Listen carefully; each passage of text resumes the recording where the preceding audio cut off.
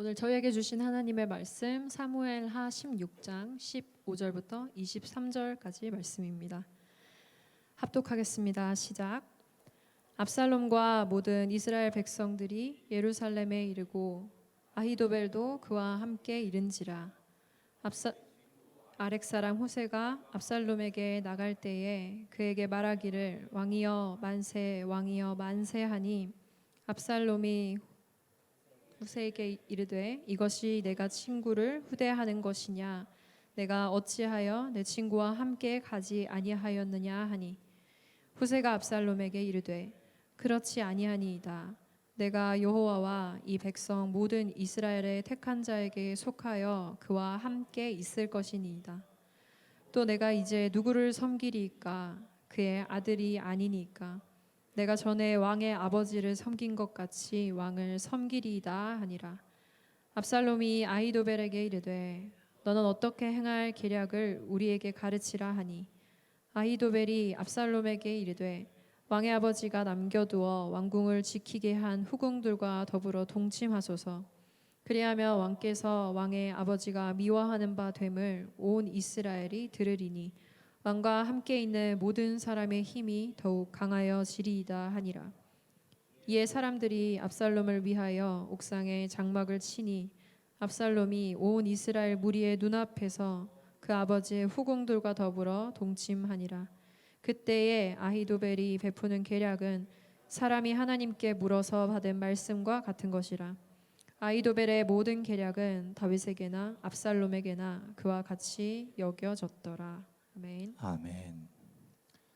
자, 오늘 다윗의 피난길 이야기는 지난주로 끝났고 이제 예루살렘 성으로 압살롬이 들어와서 그가 그 수도인 예루살렘과 이스라엘을 어떻게 다스리는지, 그가 왕으로서 어떤 면모를 보여주며 압살롬은 과연 어떤 사람인지, 그것이 이제 서서히 드러나기 시작합니다. 오늘 이야기를 통해서 한번 생각해 보도록 하죠. 왕궁으로 들어올 때 백성들은 왕이여 만세 이렇게 부릅니다. 압살롬에 대해서 백성들이 거부감이 없어요. 그건 당연합니다. 왜냐하면 다윗 왕이 존경받는 왕이었거든요. 그리고 압살롬은 다윗 왕의 여러 아들 중에서도 가장 멋있고 아름답고 똑똑한 왕이었어요. 게다가 그의 어머니는 또 다른 나라의 공주였죠. 그래서 아버지 쪽, 어머니 쪽이 다 왕가예요. 누구나 다 부러워할 만한, 말하자면 금수저 중에 금수저예요. 정말 그런데 외모도 아름답고 사람도 참 똑똑하고 백성들 앞에 교만하지 않고, 그러니까 백성들이 굳이 압살롬을 싫어할 이유가 없어요. 그런데 백성들이 지지도 받고 군사력도 있어요. 왕이 들어옵니다. 압살롬 왕이 들어오니까 백성들이 막 환호성을 부르고 창문에서 꽃가루를 뿌리고 그러면서 왕이여 만세. 압살롬이 기분이 되게 좋았죠. 근데 그 사람 중에 한 사람이 누구냐 하면 왕이여 만세 부르는 사람 중에 한 사람이 후세예요. 그래서 왕이 후세를 부릅니다. 아니 너는 다윗 왕 우리 아버지의 친구가 아니냐. 당신은 친구를 이렇게 대접하냐. 친구가 이렇게 왕위에서 쫓겨나 피난을 갔는데 너는 왜 따라가지 않고 여기 남았느냐. 이렇게 의심합니다. 의심할 만하죠. 그러니까 후세가 뭐라고 대답하냐면 아주 지혜롭게 대답을 합니다. 까딱 잘못하면 목숨이 왔다 갔다 하는 지금 순간이에요. 이렇게 대답하죠. 하나님께서 왕을 택하시지 않으셨습니까? 이 땅 이스라엘 백성들도 당신을 택하셨습니다. 그러니 제가 누굽니까? 하나님을 섬기고 하나님을 우러르고 하나님 뜻대로 이 땅을 살아가기를 원하는 사람입니다. 하나님이 택하시고 이 땅의 백성들이 택했는데 제가 왜 왕을 택하지 못합니까? 더군다나 왕은 내 친구의 아들 아닙니까? 내가 아버지에게 충성했듯이 아들에게도 충성하겠습니다. 이렇게 말해요. 되게 설득력 있어요. 그죠? 왜냐하면 앞에서 제가 말씀드린 것처럼 백성들이 거부감이 없었던 이유가 뭐라고요? 다윗 왕을 존경했고 그 아들이 또 멋있었기 때문에 그 아들을 왕으로 받아들이는데 전혀 문제가 없었다고요. 그래서 후세가 똑같은 그 마음을 전달하는 거예요. 거기다가 하나 덧붙인 게 있다면 하나님께서 당신을 택하셨습니다. 이스라엘 백성들도 당신을 택했습니다라고 말하는 거예요. 왕의 마음이 좋았겠죠. 되게 좋고, 나를 하나님이 택한 왕이라고 생각해 주는구나. 백성들이 막 환호하면서 나를 맞이했는데 온 이스라엘 백성들이 다 나를 좋아한다고 말해주고 내 아버지 친구조차도 나를 존경하고 좋아해 주는구나. 이렇게 생각하니까 되게 마음이 우쭐해진단 말이에요. 그래서 후세가 왜 남았는지를 조금 더 생각해 보지 않고 그냥 후세의 말을 믿어버려요. 이것을 뭐라고 부르냐면 허영심이라고 부르는 것입니다. 사람의 마음에는 허영심이 있어요. 허영심에는 두 가지의 허영심이 있습니다. 사울 왕에게 보여줬던 허영심은 열등감에서 나오는 허영심이에요. 열등감에서 나오는 허영심은 자기가 스스로 생각해 볼 때 자기가 좀 부족하다고 생각이 들기 때문에 자기를 조금 더 높여야지만 되겠다고 생각하는 마음이에요. 그래서 사울은 전쟁에서 승리하면 기념비를 세우고 사람들이 막 자기를 환호해야만 좋아해요. 그리고 자기를 누가 조금 미워하거나 자기 권력에 어떤 위협이 될 만한 사람이 있다고 생각하면 그를 제거해야 돼요. 그래서 그가 가진 허영심은 난폭한 권력 행위로 나타났어요. 자기를 반대하는 사람 막 다 죽이고, 그리고 다윗을 향해서, 요나단을 향해서 막 창을 던지고 그러죠. 파리가 한 마리 왔다 갔다 해가지고. 그러니까 사울이 가지고 있는 허영심이란 자기가 좀 못나고 부족하다, 왕으로서 난 좀 부족한 사람이야 라고 하는 열등감과 자신 없음에서 나오는 허영심이에요. 그래서 자기 이름이 높아졌으면 좋겠고 백성들이 자기를 향해서 만만이라고 했으면 좋겠는데 천천히라고 하니까 속이 상한 거예요.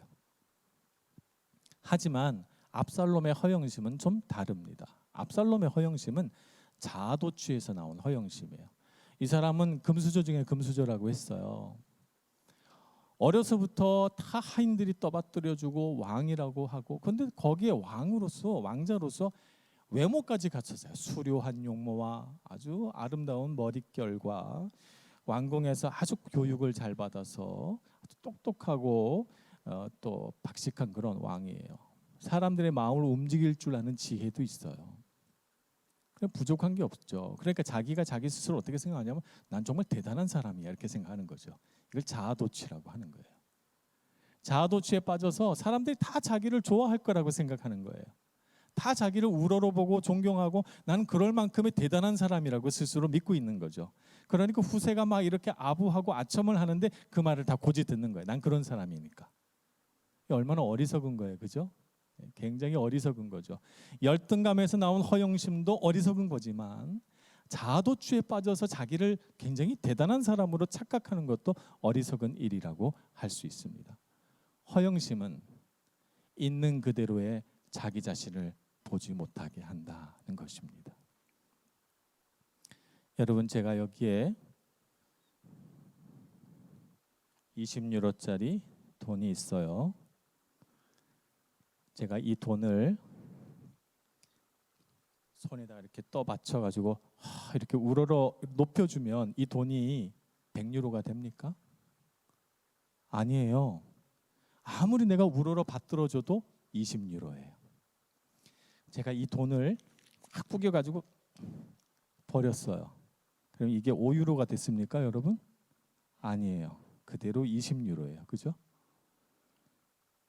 가치가 변함이 없습니다. 제가 말씀드리려고 하는 것은 하나님 앞에서의 나의 가치는 변함이 없어요, 여러분. 우리의 가치는 내가 막 이렇게 구겨지는 것 같은 상황 속에서 내 가치가 떨어지는 것이 아니고요. 사람들이 우리를 막 떠받들려 준다고 해서 내 가치가 올라가는 것도 아니에요. 하나님이 나를 사랑하시고 나를 창조하셔서 나에게 두신 하나님의 뜻, 그것이 나의 가치예요. 그래서 하나님께 뿌리 박은 정확한 나의 가치와 의미를 아는 것이 중요합니다.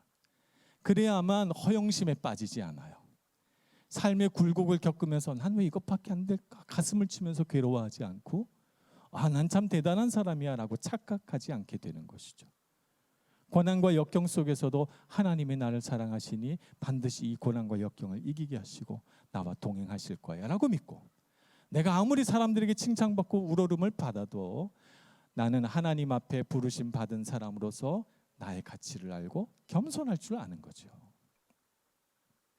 나는 그 이상도 그 이하도 아닌 하나님의 자녀다라고 하는 분명한 생각. 바로 이 생각이 뭐냐 하면 하나님의 주권을 인정하고 그분의 부르심을 기억하는 거예요. 다윗 왕이 그랬어요. 내가 왕이 된 것은 내가 잘나서가 아니라 하나님이 나를 기름 부어 세웠기 때문이라고 믿었죠. 그래서 그는 자신의 왕위에 가장 핵심적인 본질을 기름 부으심이라고 봤어요. 그래서 내가 그렇게 기름 부으신 하나님의 은혜에 감동을 받았으니까 사울을 기름 부어 세우신 하나님의 뜻도 되게 중요한 거예요. 그래서 사울을 존중하죠. 내가 어찌 기름 부어 하나님이 세우신 왕을 내 손으로 죽일 수 있는가 라고 말하면서 사울을 죽이지 않은 거예요. 그게 다윗의 마음이거든요. 그러니까 하나님의 주권과 그분의 은혜에 대하여 분명하게 알고 있는 거죠. 여러분이 인생을 살아가면서 정말 중요한 것이 무엇입니까? 인생에 여러분을 둘러싼 환경이나 상황에 따라서 여러분의 가치를 변동시키지 마세요. 하나님께서 여러분들 얼마나 사랑하시는지를 알고 분명한 가치를 깨달을 때 우리가 인생의 길에서 확신을 가지고 살아갈 수 있다는 말이죠. 그래야만 여러분이 높은 사람 앞에서 굽실거리지 않게 되고 낮은 사람 앞에서 어깨를 펴지 않게 됩니다. 누구 앞에서나 자유롭고 누구에게나 당당할 수 있는 멋진 사람이 되는 것이죠. 여러분들이 그렇게 살길 축복합니다. 안타깝게도 압살롬은 허영심에 빠져 있어요. 그래서 정말 자기에게 필요한 사람이 누군지를 모르는 거죠. 그래서 후세가 하는 거짓말에 속아 넘어갑니다. 근데 문제는 거기서 끝나지 않습니다. 이 허영심은 아히도벨이 알려주는 또 다른 계략에 그의 마음이 움직였다는 거예요. 백성들의 민심을 얻어야 되잖아요.